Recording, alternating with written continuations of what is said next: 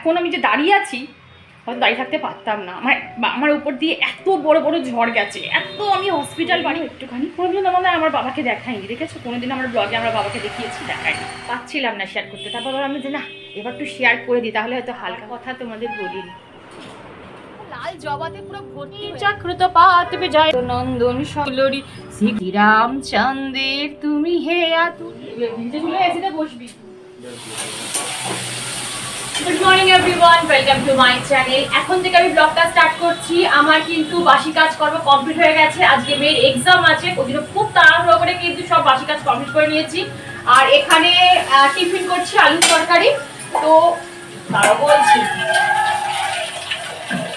তো আলুর তরকারি দিয়ে আজকে মুড়ি খাবো আমি হাজবেন্ড দুজনে। এখানে দুধ তো চাল দেওয়া হয়ে গেছে আর ভাতের চালও ভেজানো হয়ে গেছে।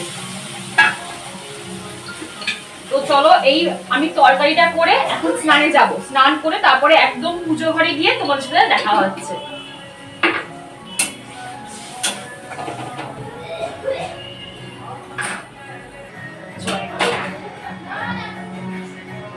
তো ভাতটা আমি ধুয়ে রেখে দিয়েছি, এখন বসাবো না, গরম গরম বসাবো, রেডি আছে।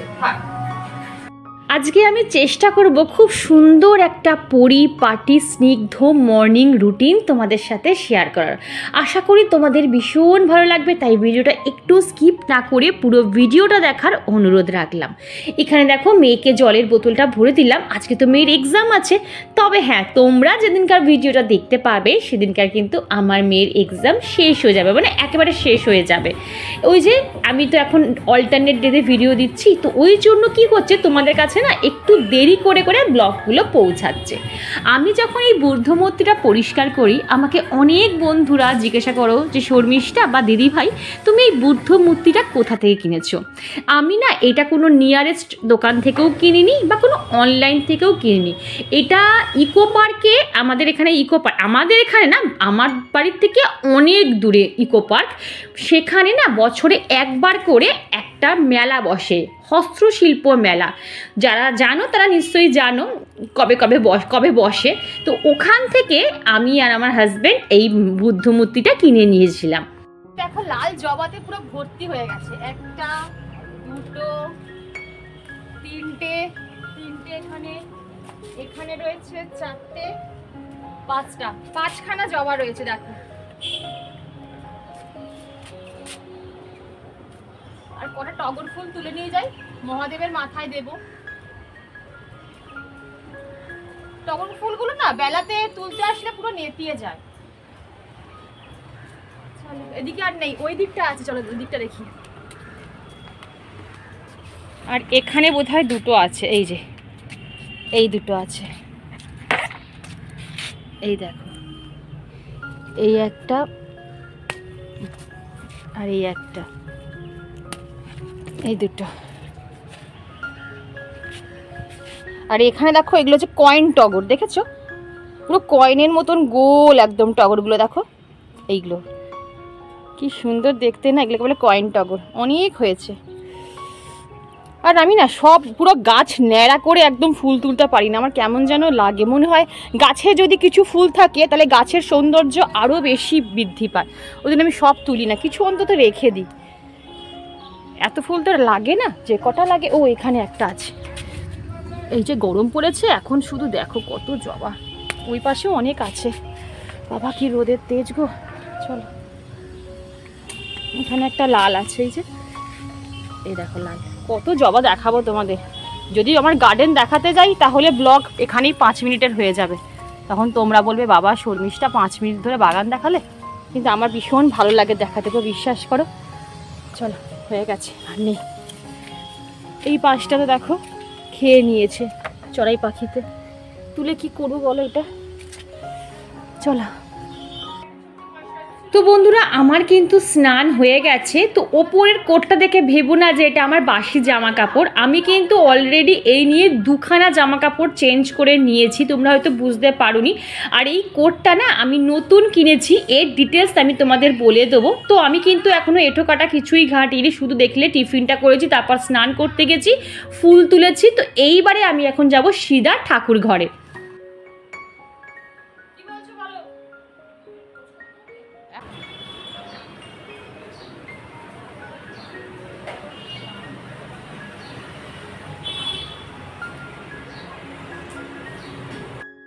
সদা আদ্যাস্তামিমা পুণ্যং জপটের বিনাশনম কোটিদিত ফলং তস্য লভতে জয়া মে চাকৃত পাত বিজয়া পাত পিষ্টতা নারায়ণী সর্বাঙ্গে শিবে মারুত নন্দন সকল মঙ্গল বিঘ্ন বিনাশন পবনতনয় হৃদয় বিরাজ কর রক্ষ কুলরি শ্রী গুরু চরণ কোটি কোটি প্রণাম তাহার চরণে শ্রীরামে চরিয়া নন্দন মহাতেজ জগৎ বন্দন বিদ্যাবান গুণবান তুমি হে চতুর শ্রীরামচন্দ্রের তুমি হে আতুর সর্বদা রামে করিতে পালন হৃদে রাখ সদা রাম সীতা লক্ষণ সূক্ষ্ম ধরে লঙ্কা দগ্ধ কহিলে ভিঙ্গন দান কহিলে তুমি ভাই ভরত সমান সহস্র বদে এই বলে আলিঙ্গন করেন শ্রীপতি। আগে আয় আগে আয় এসো এসো এসো আগে এসো ওই গেলে এসে আবার খুলে দেবে কিছু করার দিয়ে আমি এখন এসিতে বসবো ভিজে চলে এসিতে বসবি বুঝবি ঠালা ভালো করে ভিডিও লাগাবো বেশ দেখো আচ্ছা আর মঙ্গল কি হয় এত মঙ্গল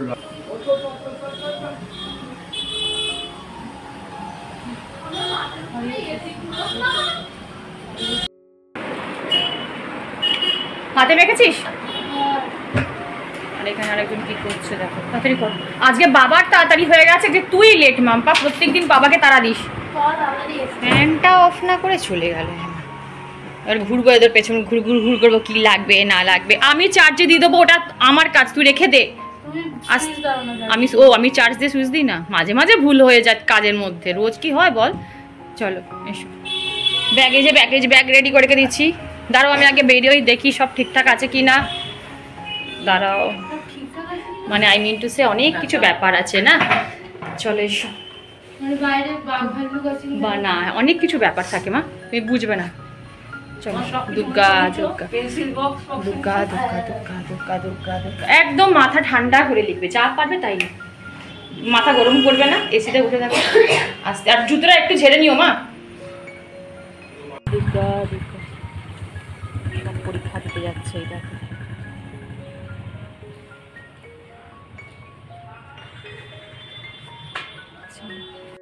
তো চলো বন্ধুরা সব কিছু কমপ্লিট মোটামুটি আমার আর এখন আমি টিফিন করতে বসবো অল্প করে আলু তরকারি নিয়েছি এখানে একটু শশা নিয়েছি কারণ গরমকালে শশা একদম মাস্ট আর এই যে মুড়ি ঠিক আছে ও মা তুমি কখন খাবে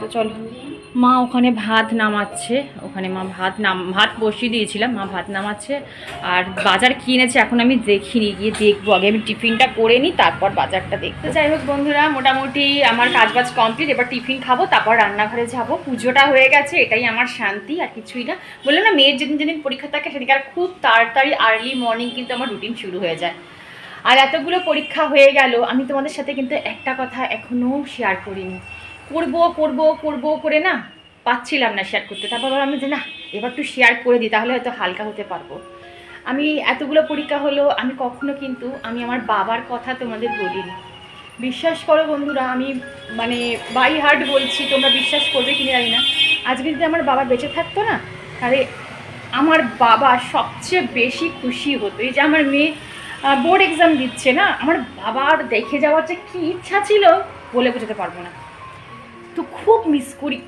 করি মানে প্রত্যেকটা সেকেন্ড আমি মিস করি প্রত্যেকটা মুহূর্ত এমন কোনো মুহূর্ত কাটে না যে এইসব জিনিসগুলো আমার মনের মানে আঘাত আসে না কিন্তু আমি বলি না কেন জানো তো বললে না ইমোশনাল হয়ে যাই মানে তখন আর ভালো লাগে না মনে হয় যে না থাক বলবো না কিন্তু ভাবি যে না বলে অন্তত একটু হালকা হওয়া যায় বুকের মধ্যে না মনে হয় কি এটা জমে আছে কষ্ট একটা জমে আছে বললে দেখবে অনেকটা হালকা হওয়া যায় তো তোমরা তো জানো যে আমার বাবা ঠাকুরদা সব কালীঘাট মা কালী সেবাই কালীঘাটে আমার বাবা প্রত্যেক দিন যেত মায়ের মন্দিরে বাবা প্রত্যেক দিন যেত কারণ আমাদের যজমান যাত্রীরা আসতো সকালে বাবা বেরিয়ে যেত দুপুরে আসতো তো যাই হোক ওই যখনই আমাদের পরীক্ষা হতো বা আমার মেয়ের পরীক্ষা চলতো তখন কি করতো বাবা পেন কিনে একদম মা কালীর মায়ের চরণে ছুঁয়ে তারপরে আমাদের হাতে হাতে দিত মা কালীর অঙ্গবস্ত্র, মা কালীর পায়ের চরণের ফুল।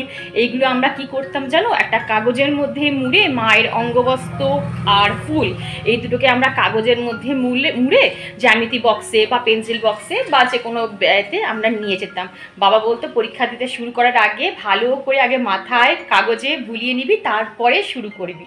মানে এগুলো ভক্তি আর কিছুই না। আমরা মা কালীকে খুব মানি, ঠাকুর মানি, সবাইকেই মানা, কি মা কালীকে যেহেতু আমরা মা কালীর সেবা করতাম তো ওই মা কালীকে বাবা ভীষণ মানতো।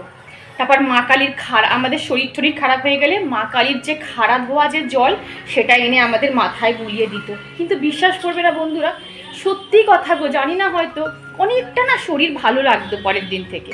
আমার মেয়েরও যতবার শরীর খারাপ হতো বাবা ওই মা কালীর খাড়া ধোয়া জল নিয়ে আসতো, নিয়ে এসে মায়ের বা আমার মেয়ের মাথায় গলায় পেটে বুলিয়ে দিত, এইরকম করতো। তো ওই বললাম যদি আজকে আমার বাবা বেঁচে থাকতো কতবার যে সারাদিনে ফোন করতো, কিরে এসেছে, মাম্পা এসেছে, পরীক্ষা কেমন দিয়েছে, কতবার ফোন করতো। বা যদি ধরো আমি তো যেতে পারতাম না, ও বাবা ঠিক সাইকেলে করে চলে আসতো, এসে খোঁজ খবর ঠিক নিয়ে যেত। এই জিনিসগুলো বড্ড মিস করি বন্ধুরা, বিশেষ করে বড্ড মিস করি।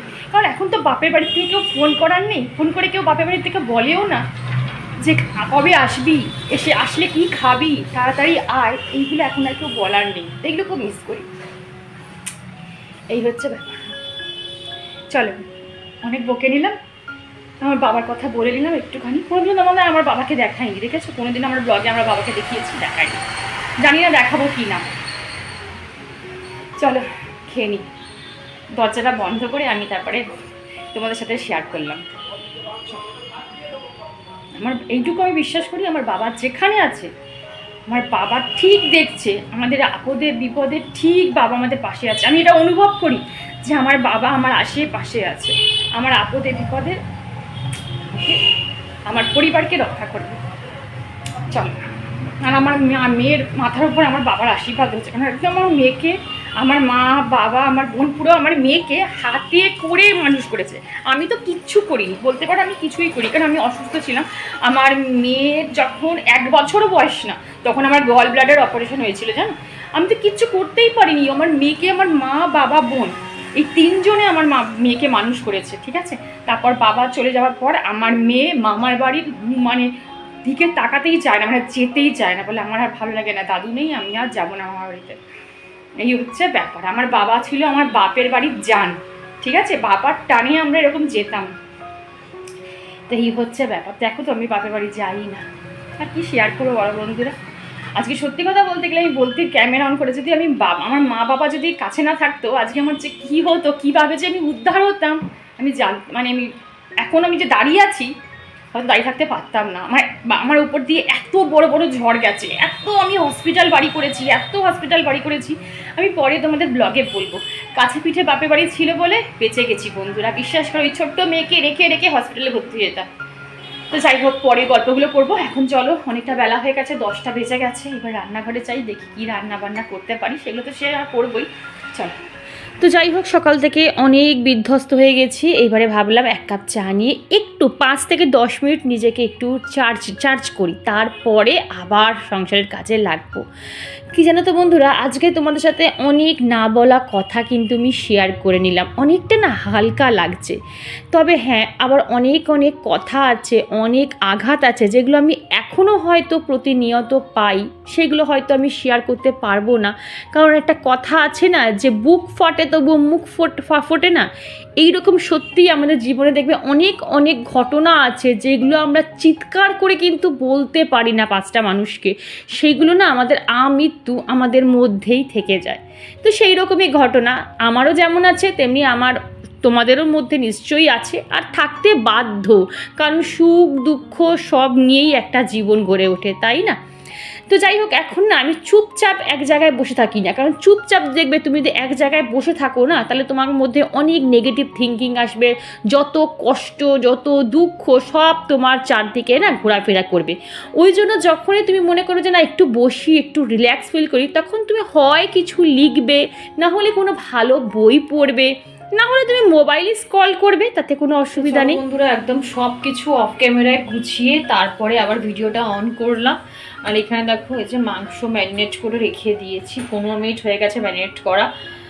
আর এখানে ডাল সেদ্ধ হয়ে গেছে, এখানে হচ্ছে সবজি এনেছে, ডাঁটা এনেছে, বেগুন আছে, উচ্ছে আছে, আর হচ্ছে তোমার আম, আর এখানে হচ্ছে যে শসা, ডেলি খাওয়া হচ্ছে শসা। আর এখানে এই দেখো, এখানে আমি ঢেঁড়স, কুমড়ো, আলু কেটে নিয়েছি, এটা দিয়ে একটা তরকারি করব, 3 রকম তরকারি করব, 3 রকম সবজি দিয়ে তরকারি করব। আর এখানে হাজব্যান্ড নিয়ে এসেছে খেজুর, এই যে এটা কালো খেজুর, এই খেজুরটা খুব ভালো, তো এই খেজুরটা এবার নিয়ে এসেছে। এই খেজুরগুলো খেলে ভালো। আর এক রকমের খেজুর যেগুলো পাওয়া যায় প্লাস্টিকে করে, দেখবে যেগুলো ওই পুজোতে দেওয়া হয়, সেই খেজুরগুলো না একদম বাজে, চিনির ডেলা। যখন খেজুর নেবে একটু ভালো দেখে নেবে, ব্র্যান্ডেড দেখে নেবে, দেখবে সেই খেজুরগুলো খেতে অত মিষ্টিও লাগে না, বুঝতে পারবে যে হ্যাঁ এগুলো ভালো খেজুর। আর এখন আপেলটা বার করে রেখেছি, এখন আপেলটা খাই তারপরে রান্না করবো। চলো আমি আগে বসিয়ে দিই, আগে কড়াইটা ধুতে হবে না, না পুড়ে যাবে। না না পুড়বে না, আমি বলছি পুড়বে না। তো বন্ধুরা আমি তরকারিটা বসাবো, কুমড়ো বেগুনের তরকারিটা। তার জন্য দেখো ফোড়নে আমি একটু কালো জিরে আর শুকনো লঙ্কা ফোড়ন দেবো, আর দেবো এর মধ্যে সামান্য একটু মিষ্টি, মিষ্টি মানে ধরো এই যে বাতাসাটাই দিয়ে দিলাম, ব্যাস। এবার কেটে রাখা সবজিটা আস্তে করে দিয়ে দেবো।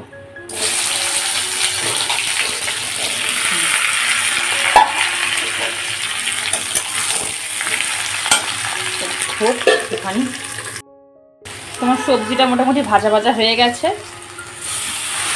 একটু জল দিয়ে চাপা দিয়ে দেবো। তরকারিটা একদম দেখো আমার কিন্তু হয়ে গেছে, মানে জল পুরো শুকিয়ে গেছে। আর এখানে অপশনাল, আমি তো সর্ষে পোস্ত বাটা একটু বেটিয়ে রাখি, দিতেও পারো নাও দিতে পারো, অপশনাল, দিলে একটু ভালো লাগে, আর কিছুই না, অল্প একটুই দিচ্ছি।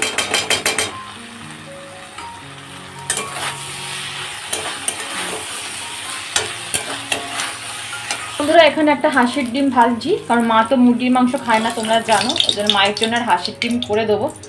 বলতে এখানে ভেজে রেখে দিই, তারপরে হাঁসের ডিম খেতে আমারও ভীষণ ভালো লাগে, কিন্তু মাংস আবার ডিম দুটো গুরু পাক হয়ে যাবে। আর এখানে তো মাংস ম্যারিনেট করাই আছে, আস্তে করে। একবার কি হয়েছিল জানো, পুরো আমি এই গামলা সমেত ছাড়তে গেছিলাম মাংস কড়াইতে, ব্যাস পুরো তেল ছিটকে আমার হাতে ফোসকা, এখনও সেই ফোসকা। তারপর থেকে রান্না করার সময় আমি পুরো ফুল স্লিভ জিনিস করে তারপরে রান্না করি, হাত থেকে প্রোটেকশন দেওয়ার জন্য।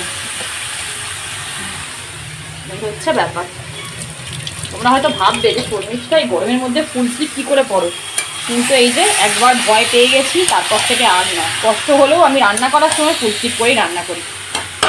বন্ধুরা রান্না আমার কমপ্লিট হয়ে গেছে, আর এখানে মাংসটাও নেমে গেছে। এই যে মাংস, কালারটা কিন্তু বেশ ভালো এসেছে, একদম কোনো রকম কালার, মানে কাশ্মীরি মির্চও দিইনি, আর এমনি যে রেড চিলি যেটা রয়েছে সেটাও দিইনি, রেড চিলি পাউডারটাও কিন্তু দিইনি, তাতেই দেখো বেশ ভালো কালারটা এসেছে। আর এই যে এখন আমার গ্যাস স্টোভের অবস্থা এই হয়ে আছে, সিঙ্ক এইখানে এই কটা বাসন মাজলে হয়ে যাবে, সব তো দেখাতে পারি না, তাহলে ব্লগটা অনেক বড় হয়ে যায়।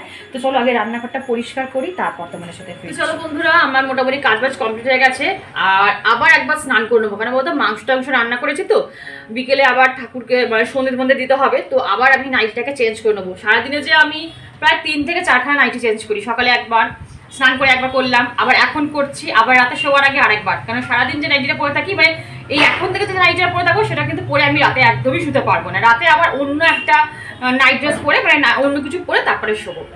তো যাই হোক, আর একটা আমার বন্ধু, সাবস্ক্রাইবার বন্ধু আমাকে জিজ্ঞাসা করেছিল যে শর্মিষ্ঠা তুমি হাতে যে স্টোনগুলো পরে থাকো সেইগুলো তুমি বাঁ হাত ডান হাত করো কেন, যে কোনো একটা হাতে পরে থাকবে। তো এটা আমি বলি, এটা কিন্তু সবসময় আমার এই হাতেই থাকে, মানে লেফট হ্যান্ডেই থাকে। তোমরা হয়তো বুঝতে পারো না, মানে যখন তোমরা ভিডিওটা দেখো হয়তো লেফট রাইট বুঝতে পারো না বা সমস্যা হয়ে যায়। আমি এই আঙ্গুল থেকে, মানে এই ফিঙ্গারগুলো থেকে কখনোই আংটি খুলি না, ঠিক আছে, এই আঙ্গুলেই কিন্তু আমার থাকে, কারণ জানি যে এই আঙ্গুলে কোন আংটি পরতে হয়। তো সেটা মানে প্রথম দিন যে আঙ্গুলেই ছিল সেই আঙ্গুলেই কিন্তু আমি পরে রয়েছি, দেখেছো। তো যাই হোক চলো আপাতত আমি স্নানটা করে আসি, এখনো মেয়ে আসেনি, একদম মেয়ে আসার পর ব্লগটাকে আমি শেষ করবো। চলো মা, আজকে একটু বেশি দেরি হচ্ছে না গো? বুঝতে পারছি না, 2:45 বাজে, এত দেরি কিন্তু হয় না বলো। হ্যাঁ এই দেখো, না না এই দেখো ছেলেগুলো যাচ্ছে, এটাও বোধ হয় পরীক্ষায় দিয়েই ফিরছে, কারণ মনে হয় এগুলো সব বোর্ডেরই এক্সাম দিতে গেছে। আমার দুটো ছুটি করে। হ্যাঁ কি না না না, তাহলে তো বলতো। কিরে মাম্পা এত দেরি? আরে আজকে সাবজেক্ট সিলেকশন ছিল। আমি তো টেনশনে আমার অবস্থা খারাপ হয়ে যাচ্ছে, তুই বিশ্বাস কর। হ্যাঁ এত দেরি হয় তোর, বল। দেরি হচ্ছে, সাবজেক্ট সিলেকশন ছিল। ওগুলো তো তোরা ফর্ম ফিল আপ করে দিয়েছিলিস রে আগে? বললাম না নতুন সাবজেক্ট আসবে। ওগুলো নিয়েছিস? নতুন সাবজেক্ট নিয়েছিস? না তাহলে মূলমন্ত্র পরীক্ষা কেমন হয়েছে বাবা? ঠিকঠাক হয়েছে। ঠিক আছে। আজকে ছিল কেমিস্ট্রি, ফিজিক্স কেমিস্ট্রি দুটোই, ম্যাথ ফিজিক্স কেমিস্ট্রি দুটোই খুব বাজে পেপার দিয়েছে, খুব বাজে পেপার দিয়েছে। পুরো থিওরি বেস এসছে, বললি পুরো থিওরি বেস কোয়েশ্চেন এসছে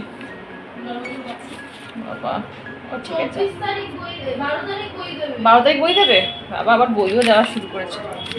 হ্যাঁ লিখেছি 12 তারিখ। আর অ্যামাউন্ট বলেছে কিছু? কত? 13। 13,000-এর বই? কি গো, কি বই দেবে গো 13,000-এর?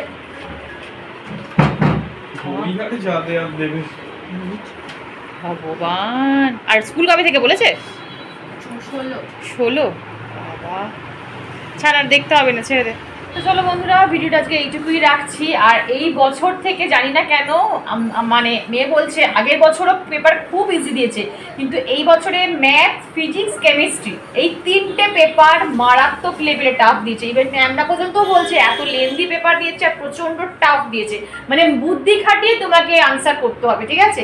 ওই মুখস্থ বিদ্যা করলে কিচ্ছু পাবে না এবারে যারা পরীক্ষা দিচ্ছে। তো যাই হোক, আমি ওকে বললাম এত টেনশন নেওয়ার কোনো দরকার নেই, তুই যা পাবি পাবি, তুই পাস মার্ক পেলেই হলো, ব্যাস। আমাদের আর বেশি আমাদের চাহিদা নেই যে তুই 80, 90, 100 পাক, দরকার নেই, ঠিক আছে? মোটামুটি নিজেরটা চলে গেলেই হলো। তো চলো, অনেক বকবক করে নিলাম, আজকে ভিডিওটা এইটুকুই রাখছি। ভিডিওর কোনো অংশ ভালো লাগলে চ্যানেলটা সাবস্ক্রাইব করো, পাশে দেখো, লাইক করো, শেয়ার করো, কমেন্ট করতে কিন্তু একদম করো না। আজ আসি, টাটা, লাভ ইউ অল।